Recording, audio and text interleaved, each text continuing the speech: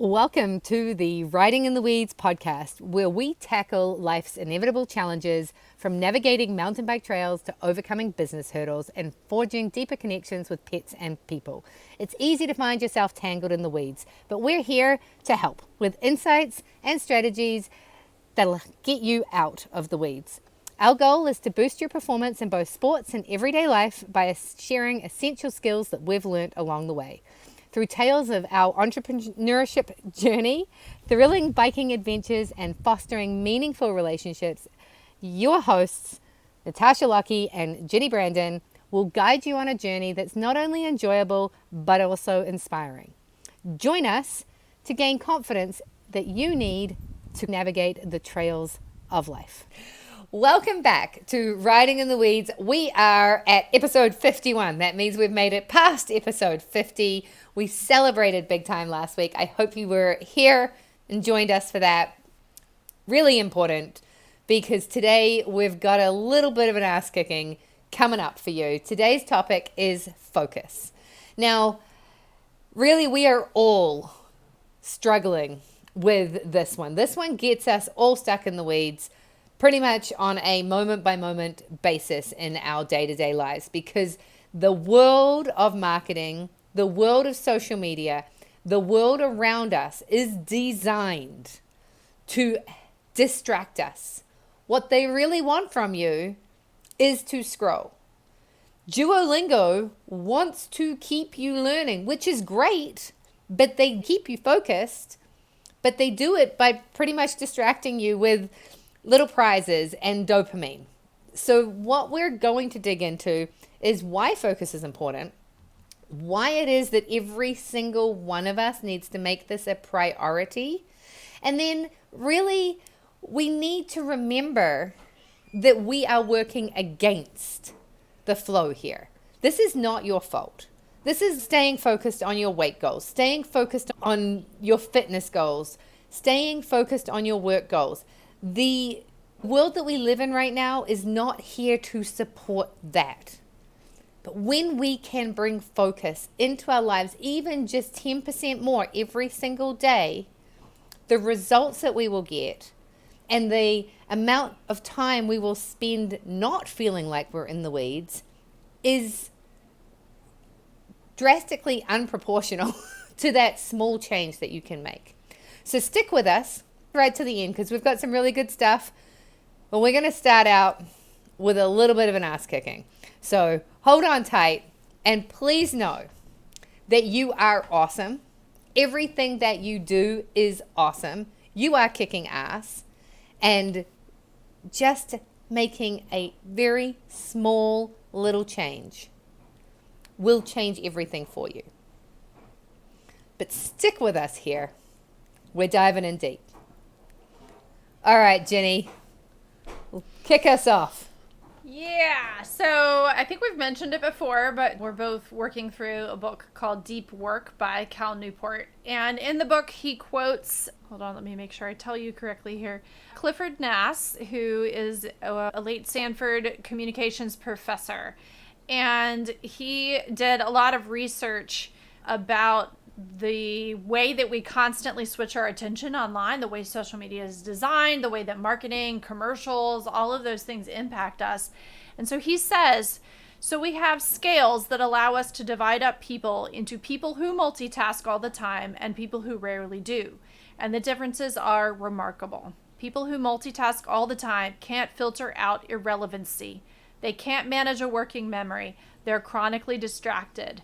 They initiate much larger parts of their brain that are irrelevant to the task at hand. They're pretty much mental wrecks. I don't know about you, but that hits a little hard. Oh, you just described me. You just called me a mental wreck, Ginny. That's not nice. ADHD. Oh, that's a whole nother road we could go down. But I am a believer that the way our world is structured exacerbates ADHD for people. Oh, so. Absolutely. And even those who don't have it, I think, can have ADHD, whether it's a diagnosis or just a behavioral pattern. Yeah. And procrastination completely is kind of a disease. There are so many things where this is not your fault. However, it is your job to do what you can to help it out. I read a book, I think it was called Deep Focus, and it was all about the industry of Facebook, the industry of Instagram. And after reading that book, and I think I've talked about this before, but I've never really been a big notification person. I just didn't really notice. I don't pay attention to that stuff. I don't have my emails binging at me the whole time. But I had this experience of my WhatsApp notification stopped working. And that was like my phone not ringing. And there were people that were trying to get a hold of me and they couldn't. And I had no idea because my notifications, and it was quite stressful. And then I got used to it. And then I read this book and I figured out how to turn all of them off. Now, fun fact, if you want to turn all of the notifications off for the apps that you have on your phone, it will probably be a good couple of hours because you have to go into every single one of them and turn off the notifications. So the shortcut is that you set up a scheduled summary and then you ignore it. So if you set up a scheduled summary that comes in at 9 o'clock every night that tells you all of those notifications that you missed during the day, very quickly you can actually become somebody who is like, oh, I need to check my Facebook messages and see if anybody has contacted me. Do you remember, Ginny, back in the olden days when you had an answering phone and you would go out or you'd go away for the weekend? And honestly, the most exciting thing about coming home was seeing how many people had loved you and being like, how many messages did I get? Or before you had email on your phone and you had one of those flip phones and you would get back to your computer after being out all day or doing other things, and there would be all these emails, and it was actually exciting. Yeah. Because you had something that was like opening Christmas presents. Whereas now, there's no Christmas presents. You don't get to come home and listen to the 10 people that tried to get a hold of you and couldn't, and then you get to get back to them, and they're so excited that you got back to them because they're not expecting an instant response. Because they left a message on your dial-up answer phone. Yeah. Well, and I think what you're talking about right there is exactly what has happened. And it's just been sped up. That excitement or that interest in looking at the thing when we've been away from it for a while is what they capitalized on. And now the problem is we're fully accessible all the time. And that's detrimental to the way our brains function. But the really good news is that this is also a skill that can be cultivated. Focus is a skill that, just like any other muscle, can be developed. The hardest part about it, I think, is that in our world, it takes radically rejecting the way that our culture functions right now. And it takes deciding that things are not beneficial to your well-being. And in the book Deep Work, he talks about the idea of any benefit, meaning that something is of use. And if you actually sat down and examined the pros and cons of different social media platforms, even of the way your email is structured, our current culture says that if there's any benefit at all, then it's useful to have. But that would be like basically running a business and saying, well, we only get a 5% return on this piece of technology, but it has some benefit, so we're going to keep it, despite the fact that 95% of the energy is a waste on it or is a lost revenue on it. And that's crazy. Businesses don't run that way. They can't afford to run that way. And yet we are running our lives that way with social media. I want to argue that, so the book that I'm reading, the 10X is easier than 2X, actually that is how most people do run their businesses and their lives. It's the whole 80-20 rule, right? We've heard about it. It sounds great. But it is really hard to let go of anything. How many items of clothing do you have in your wardrobe that you don't wear, but you can't get rid of them because, well, I might be invited out to an event and that one dress is the dress that I would wear to that event. And I might go to one of those events once every 20 years. So I better, A, stay in the same shape so I can wear it, and B, not get rid of it because what if I had to go to that event and I didn't have it? I don't live somewhere where I can just go to a shop and buy another one of those dresses. But when 80% of your closet is not being worn and you wear 20% of it, why are we holding on to the rest of the 80%? When you look in most people's fridges, 80% of the condiments and food that is in there is not being used or eaten and is going bad, but yet they keep them in there. And you can go across every single discipline, everything, and go 80%. When you look at somebody on a mountain bike, 80% of the things that they are thinking about and doing while they are riding their bike are merely just distractions to allowing them to actually succeed. I was teaching a lesson last night. One of my favorite things to teach is focus on, well, basically it's like, okay, we're going to ride this section of trail and I want you to focus on this one thing. All I want you to think about is when you are braking. That's it. I don't want you to change anything. I just want you to think about when you are braking. Everything else is a distraction at this moment in time because we want to get better at this one thing. And when we're, as you say, right, like I'm going to keep that thing because it has some value, and giving it up feels like we are killing things off, and that doesn't feel good.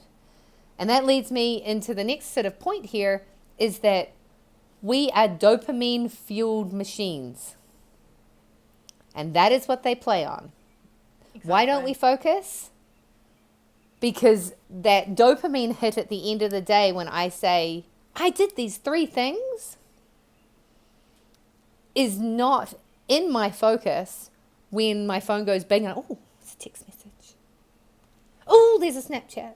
I don't even know what Snapchat is. Oh, Ginny just messaged me. What did she have to say? I want it now. Yeah. Right now. And we get very minute little hits of dopamine from those little things. But I can tell you the dopamine you get at the end of the day when you write down your 3 wins that you actually achieved that day, and you know that you focused and you got some seriously good deep work done, that is 100 times better and 100 times better for us than every single one of those dings. Yeah. It takes the willful choice to reject all those little dings that are continually distracting us. I have very limited notifications on my phone. Probably still more than I should have, but I have very limited notifications on my phone. Facebook doesn't go off. Messenger, yes, but I also conduct business on Facebook. And that in and of itself can be challenging because the very thing that is designed to suck my attention away is part of what can also help me succeed. And when you have tools like that, it gets really tricky. I'm going to challenge you on this because your coach, George Cal, has a strategy for dealing. What would he say to you about how you should manage your messenger? Should you be responding to that every day? Does he respond to emails? And I'm guilty of all of this stuff, but... Hot kettle black. Right. No, and you're right. There are strategies for managing it. And that's one thing that I've actually had a conversation with him about, because he openly shares that he has specific times during the day that he checks messages. And that's email, and that's Facebook, that's messages that come in. And yet what's interesting is most people have the response of like, oh, well, if I don't get back to it right away, then that person will reject me or something bad will happen, regardless of whatever it is your brain thinks will happen. The crazy thing is, before I knew that George had specific times for handling messages, I never felt like he never got back to me. Ever. Not once. I always felt like he responded very quickly to any messages or concerns that I had. And I've been in his programs of his over the last couple years. Never once did I feel like he was not being attentive. And that's the irony of this situation. Now, that being said, with my notifications going off, I also have developed the personal, I don't know, wherewithal, whatever, that I frequently don't actually look at the notification. Now, some of the research on deep work says that it's still interfering with what's going on, where my focus is at the moment. But frequently, I won't look at them for quite a while, but they're just there. And you can handle that in a lot of different ways on your phones, but that's not what we're going to dive into at this point. But the whole point is that in order to actually get to do deep work, you have to cultivate the muscle. You have to cultivate the muscle of focus. And that takes rejecting a lot of things in our world that are deemed very normal and are deemed very acceptable, even though they are detrimental to our overall well-being. And it's hard to buck against that strategy, that philosophy, that thing that is so normal. Even when I tell people I don't really watch TV, I still get a lot of weird looks. But it's just not something that I really like to do because I can really get sucked in the rabbit hole. I can get sucked into the rabbit hole on my phone just as easily. And I do that. But TV to me is not a priority. I already paid for the phone. All the rest of the stuff is already free. I don't want to pay for extra TV. But it takes focus and conscious decisions to be able to work through and choose to handle focusing for long periods of time. George Cal can have 6, 7, 8 hours of really truly focused work in a day. I'm not up to that necessarily. There's plenty of research out there that says that most people that work a standard 40-hour work week are really only getting about 4 hours of work done in a day. Yeah, and that's really all you can do. So if you know you can only do 4 hours of work, then what are you going to focus on during that time? And I just want to speak to a couple of the points that you brought up there. What I would highlight with the idea of only responding to emails at 3 o'clock in the afternoon is that what that does is it allows him to focus on the emails. Whereas if you're looking at your emails the whole time and you get one and you're like, yeah, I don't want to deal with that one right now because I'm doing something else. So I don't want to deal with that one. Now you've touched it. And I know for myself, once I've touched it, I now don't want to go back and do it. So it's kind of like the dropping the clothes on the floor of your bedroom. If you were to take that thing off and put it away, it's done. But yeah. I don't know if anybody else has ever noticed that it's like dirty dishes seem to multiply. But a clean kitchen will stay clean. Because if there is no dirty dishes in the kitchen, you go to your mother's house and you use a dish, are you going to just leave the dirty dish in the dishes? Absolutely not, because the kitchen is spotless. So you clean the dish, you put it away. But if you walk into your house or if you walk into a kitchen and there's dirty dishes there, are you going to clean the dish and put it away? No, you're just going to leave it there. And I think that really highlights it is easier to be very responsive to all of those emails when you say at 3 o'clock, I'm going to spend an hour and I'm going to deal with every one of the emails that came in today. And then by the end of that hour, you've either filed it away, you've deleted, delegated, or actioned everything in that box. And I like that analogy of the dishes too, because like checking the email constantly during the day, it's like every dirty dish takes up real estate in the sink. Every time you go and look at that email notification, that takes up real estate in your brain. And you can't manufacture any more willpower than you have in one day. That is kind of like a fuel tank. It's going to get depleted. And so the more you scatter and fracture your attention like that over and over and over again, the more fuel is getting burned every day. So you don't have the energy to be able to focus. But it takes practice, and it takes rejecting those things and deciding, all right, 3 o'clock is my email time. For that hour, for that half hour, whatever it takes every day to go through and clear out all of those things, that's the time that you do it. So I know all of this. I've been told this by coaches over and over again. The amount of times I've gone through the time blocking exercise with my one mentor that I finished working with. And I'm like, yeah, but that doesn't work for me. Yeah. It's hard. Again, so, you have to reject everything about the way our world is structured right now in order to choose to do that. But the other part about it is I think we have to give ourselves grace when we're trying to work on this, because it is a skill that has to be developed. And we literally have to, when we catch ourselves being distracted, we have to say, no, come back to this task. And you have to do that enough that the brain actually gets into that mode. In the list of things that help to promote all of this, rituals. Rituals and processes can help just as much when you're talking about doing work at a computer as they can with things like biking or riding horses or taking your dog out for exercise. When I go get ready to bike or when I go get ready to ride, I have a ritual because it just so happens that I have to get set up to do said activity. So I'm going to get my equipment ready.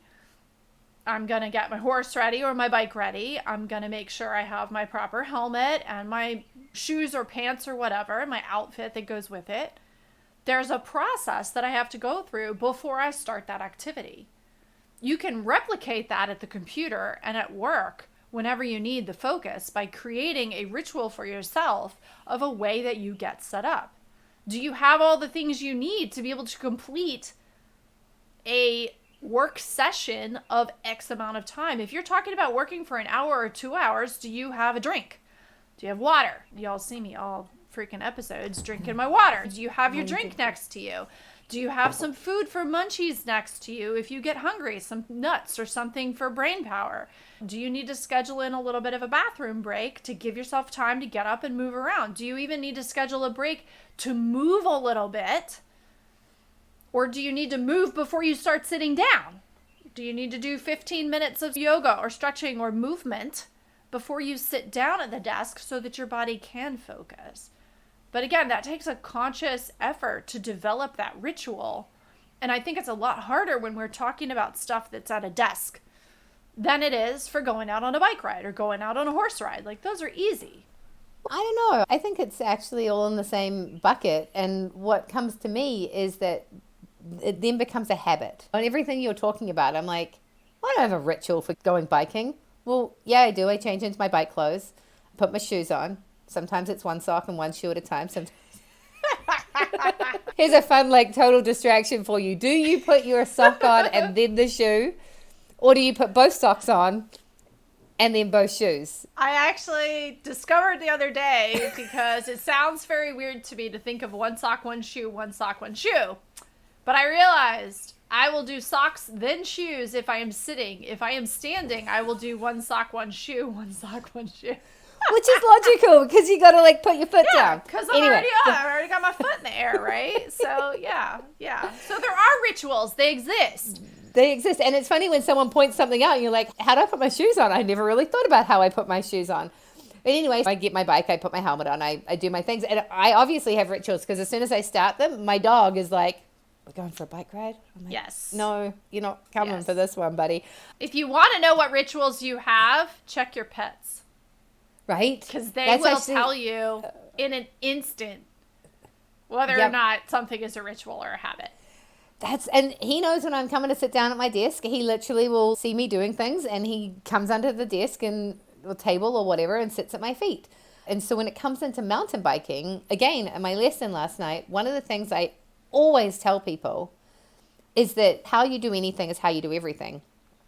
What you want to train yourself to do, and in the world of biking, like when you are in, oh my goodness, I'm going to die mode, and you're in the moment and you're in something, your brain will do the thing that it does when you're relaxed. Whatever it is you do when you're not thinking. And this can be the truth for your diet. It's true for everything. You will default back to. So whenever you're not riding anything hard, you're 1 foot up and 1 foot down.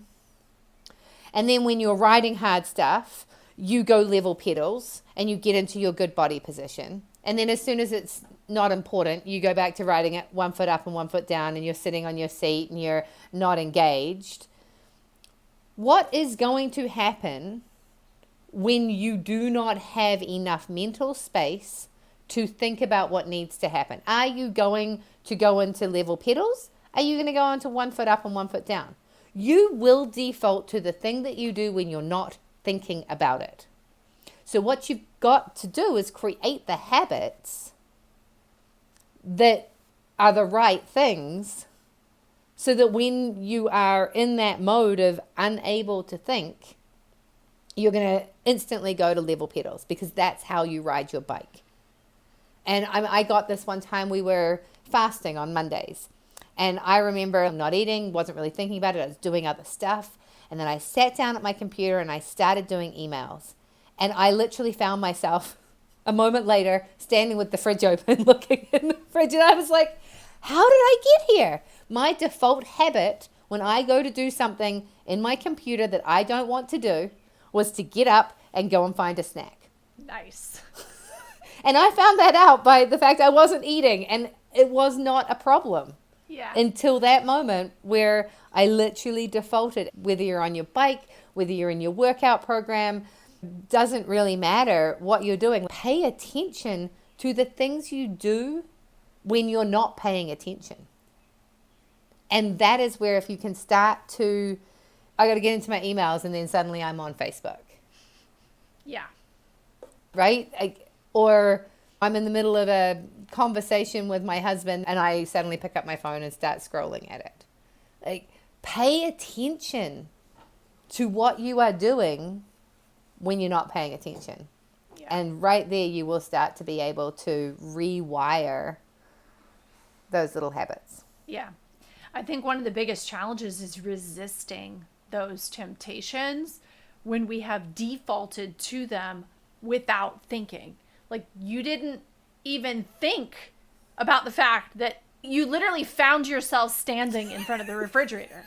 Like, how did I get here? Like, what just happened? And when we have those unconscious habits, I know for me, like, picking up the phone and scrolling is one of the biggest ones. I don't even realize that I have reached for my phone and that I am suddenly on an app doom scrolling. And I may be in the middle of doing other things where I should clearly be focusing on something else. And yet it's like compulsive. It's just as compulsive as smoking or any other addiction at that point. Our brains get addicted to that distraction. And that's why it takes so much effort to resist that and to decide that you're not going to do it. I was taking a course that was run by George Cow along with another gentleman about Instagram and using Instagram for your business. And this gentleman actually sits down every day, downloads the Instagram app, sets up all of his business posts. He spends about an hour working on all of his business posts and deletes the app. That's amazing. Every day. Because for him, that's what it takes in order to stay focused and to not allow that distraction into his life. You have to be wildly focused on what's important to you in order to reject all of the other stuff. And this is what makes it so hard about living in our world. We are bombarded constantly by everything we don't want. As soon as you make a decision that you want to improve something in your life, whether that's starting a business or a fitness goal or a dietary goal or a goal with your animals, it doesn't even matter. As soon as you decide that, you're going to get bombarded with reasons not to do it. And it sucks, but yeah, it's where we live. It's crazy. Like, when I read this book, I swear it was called Deep Focus. I'll check and I'll put it in the show notes. But I was astounded, horrified, mortified, blown away by the different strategies that this guy was talking about. Like, you can buy a safe to put your phone into that you then set a timer on that it will not open until that timer goes off. And various other strategies like that people are having to resort to because the addiction level is so high. On the other side of it, when you were just talking, I've been reading a little, I don't know where it came up, but I'm reading this book. Like, how many books do you two read? And all the time. All the time. And one of the things she was talking about is good stress and bad stress and like creating good stress in your life. And I noticed the other day that we're in the camper, I had to plug my phone in to the inverter, which is outside. So my phone was outside while it was charging. And so I didn't have my phone. And I remember I'm sitting there and I'm like, oh.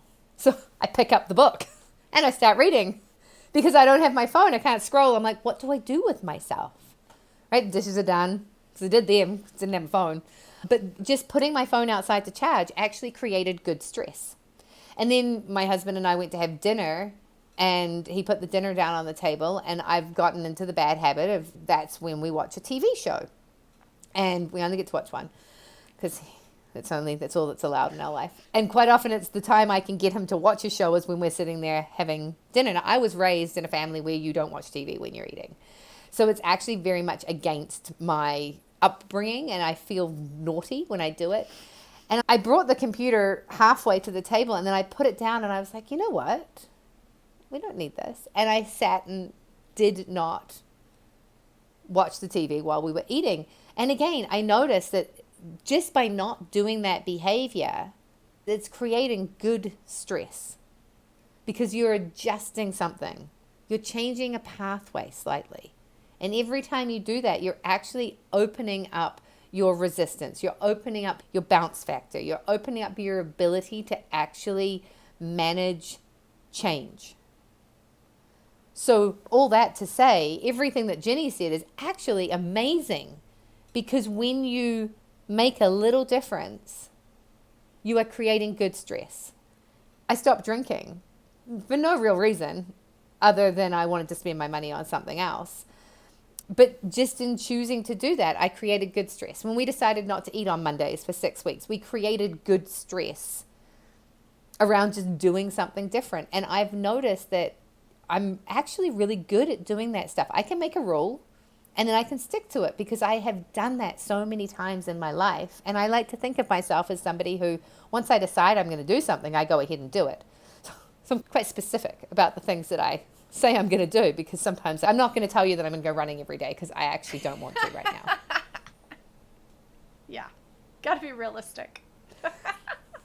And pick little things to start and then build up. Don't go unrealistic with yourself because then you will fail. And to wrap up this side of it for me, I'm just going to say start small and then go back to the last couple of episodes that we've been talking about where we're talking about measuring your success on a micro level, not on a macro.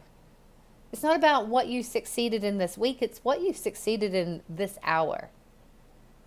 Maybe it's in this moment. Like, get small. And then you can move into, how did I do today? But if it is an hour by hour thing, then celebrate when you succeed at something. I sat down in a Focus Mate session for 1 hour and I got one thing done today and I was focused about it. Celebrate that. And tomorrow, maybe you can do 2 hours. Yeah. And you're going to fall off and you're going to pick up your phone when you don't want to and you are going to be distracted. And just know that that's because you are pushing uphill. You are swimming against the grain. I am a mountain biker. You know what mountain bikers do? They drink craft beer. They drink special coffee.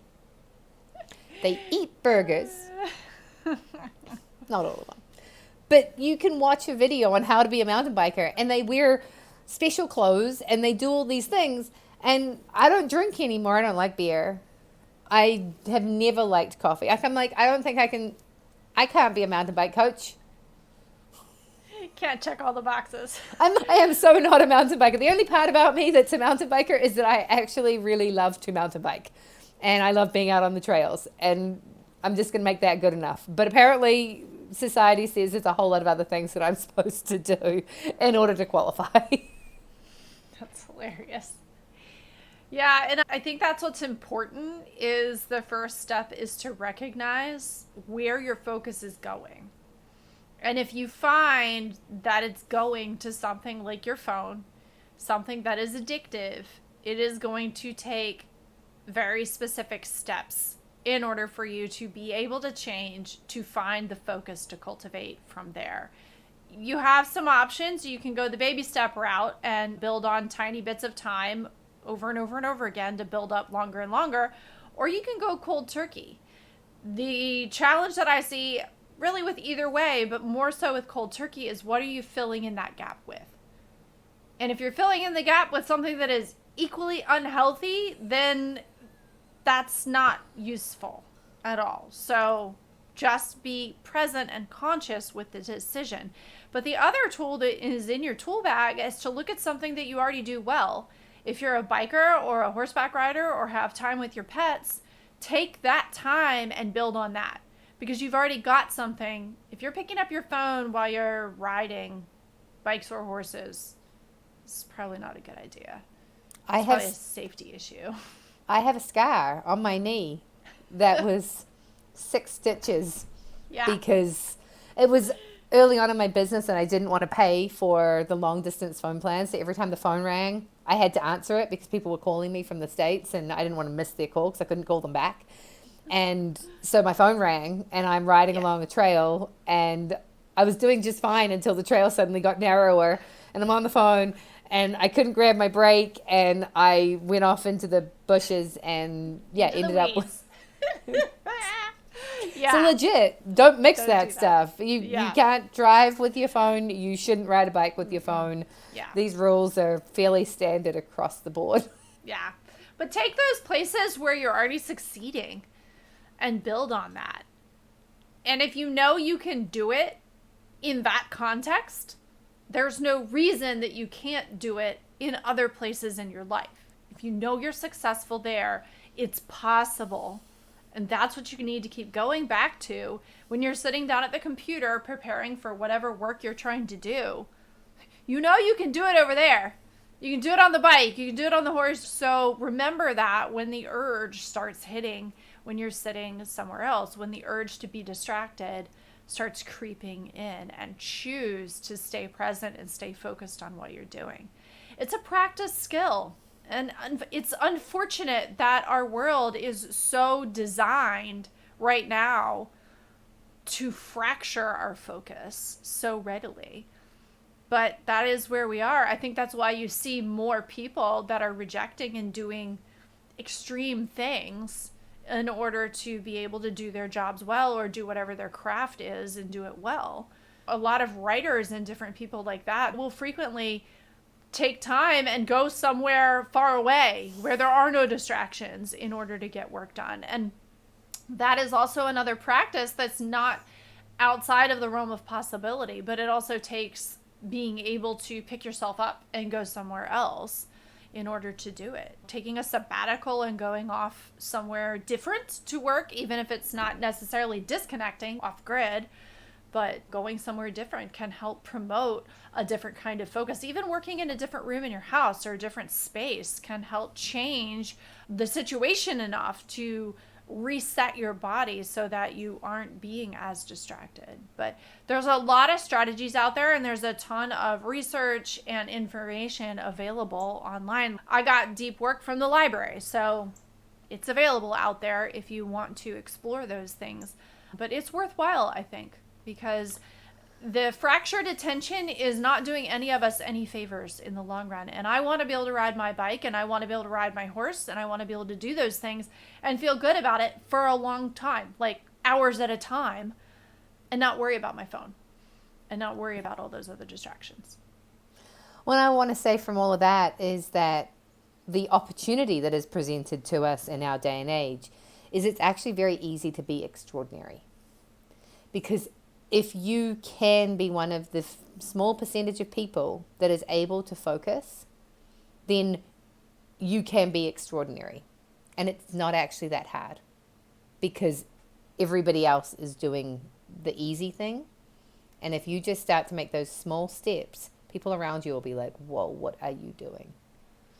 And just to wrap this up with a kind of funny story, my phone is completely defunct right now. And half of the time it doesn't open, it won't work. And I'm very conscious about the fact that sometime in the very near future, hopefully before I hurtle this phone into the bushes or throw it on the ground and smash it into a million pieces, because it is driving me insane. But in being driven insane, I've actually noticed, why take it with me on a run? Because I spend half of the run trying to get the darn thing to restart so I can listen to that podcast. And I got so frustrated this morning because of my phone. If I just left it at home. But the flip side is that I didn't get distracted. I was in quiet time because I didn't have any choice. So embracing challenges of deconnectivity as an opportunity. And in everything, I just want to say there is so much opportunity here. It may feel frustrating, but it actually is an opportunity for us to stretch, become more resilient, and really get our bounce factor, our ability to move through challenges. If we can move through these challenges, again, you become an extraordinary human being. And that will keep you riding in and out of the weeds a whole lot faster.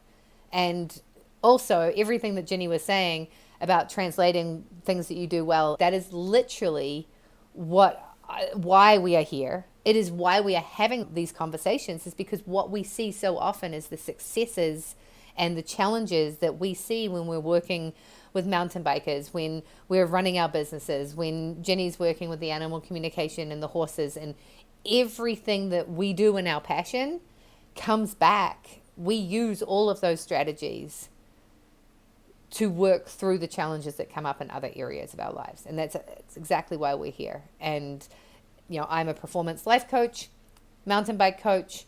And what I love about coaching mountain biking is that is exactly what we're working through.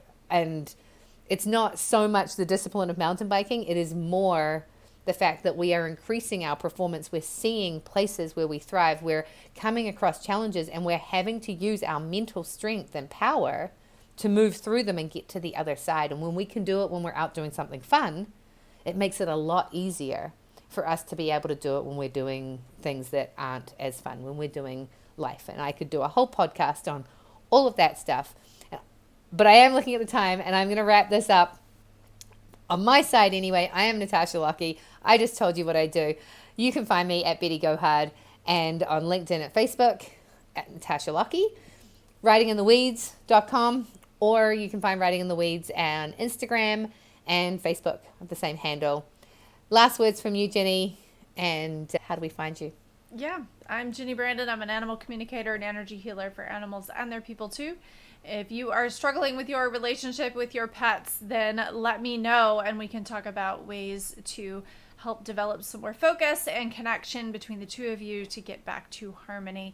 You can find me on the web at soulpetconnections.com and on Facebook, Instagram, and YouTube under the same handle. So thank you for joining us today and sharing a little focus time with us as we dug through this rather deep topic. We appreciate you and enjoyed having you along for the ride. Please like, comment, and share, and leave us a review.